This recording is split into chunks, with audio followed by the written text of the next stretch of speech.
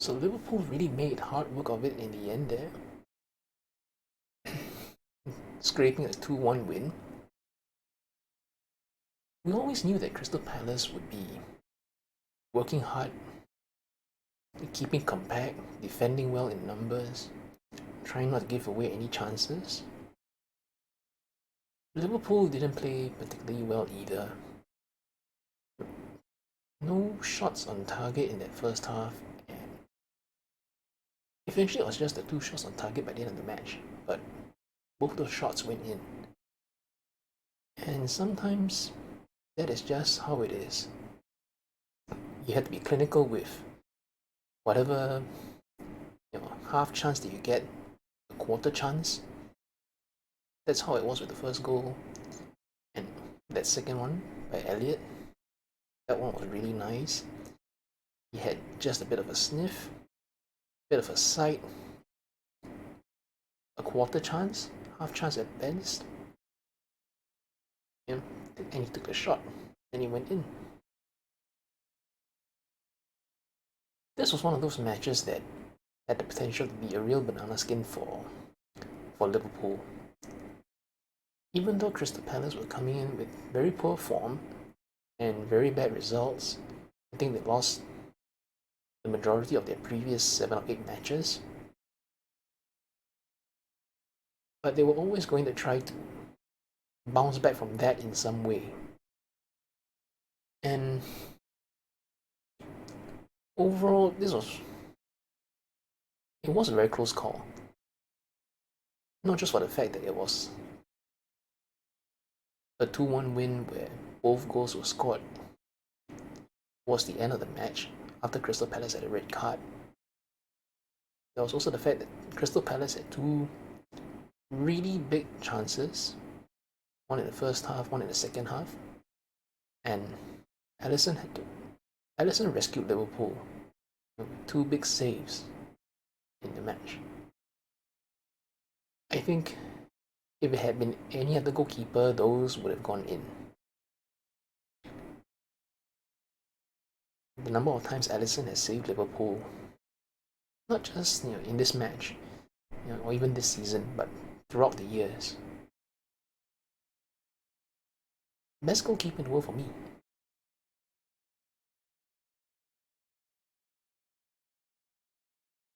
This was always going to be a rather close contest. Crystal Palace made it physical with the way they played, with the way they defended in numbers, keeping things compact, and all those tackles when Liverpool tried to launch breakaway counter attacks. And I think that physicality was probably the main reason why Endo ended up being substituted at halftime. It was quite clear that he was not able to handle the physicality. He was constantly bullied off the ball. There was that penalty that was turned over or rather cancelled in the first half. Of course, that was a foul on Endo, but he was being targeted very, very closely. All those heavy tackles and some pushes here and there.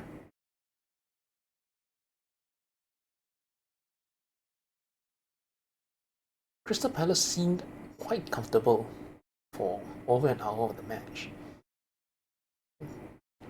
because Liverpool just couldn't seem to have any ideas on how to break them down. I don't recall any clear-cut chances. Then the momentum and the tide turned on that red card for Ayew. 2 yellow cards. The first yellow card was for, I think he tried to block a free kick. Stood too close to the ball, something like that. So that was the first yellow. And then the second yellow was for a foul when Liverpool were trying to break away on a counter attack. And I think probably at least 2, 3, or 4 of Crystal Palace's yellow cards came from such situations. using tackling and fouling to stop breakaway counter-attacks. So the ref was consistent in giving out those yellow cards, and as such, it was a second yellow for Ayu, and he's off. No one to blame for that but himself. Once it went down to 11 against 10, that's when Crystal Palace were under a lot more pressure, and eventually it told. Salah's goal there was a deflection, and even if he didn't score that one, I think it would have been a penalty because just as Jones laid the ball off to him, there was that Palace defender who slid in. So that one would have been a penalty if the goal didn't go in. And then, just as stoppage time started, Elliott with his goal. And sometimes it just goes to show it doesn't always have to be a clear-cut chance one-on-one with the goalkeeper to take a shot, to try for goal. Sometimes with one of these, a half chance, you smack one in, and you win the match. And this was one of those days for Liverpool where somehow, someway, they just had to find a way to win this match again. To win what would have been a banana peel of a match. They could quite very easily have slipped over and tripped over themselves in terms of their performance as a whole during the match. And if they lost 1-0, people would have said, yeah, they were flat, they looked lethargic, they looked like they didn't have any ideas. Nunes was finding all kinds of creative ways to be wasteful. So this was one of those, they pulled it out of the bag kind of wins, get the points, and just go home.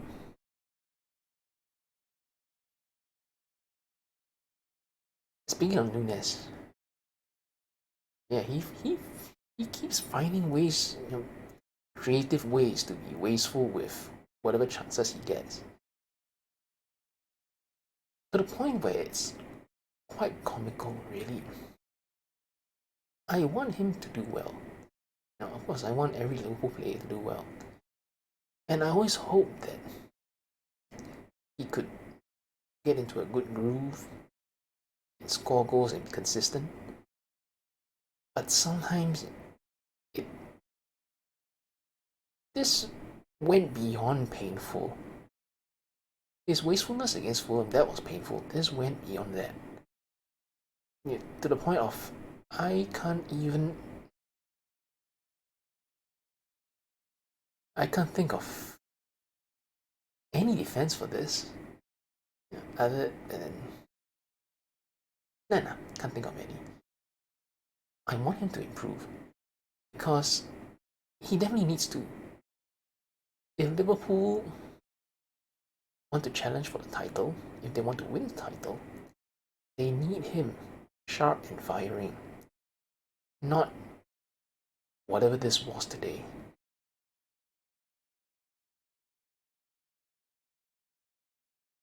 Ay. But okay, 2-1 win, however it came. We take that, and gotta move on. And it's the Europa League this midweek, the final group stage game, and then it's a big one the weekend after that at home against Manchester United. And with this win, Liverpool will top the table for at least a couple of hours, depending on what the result is between Aston Villa and Arsenal.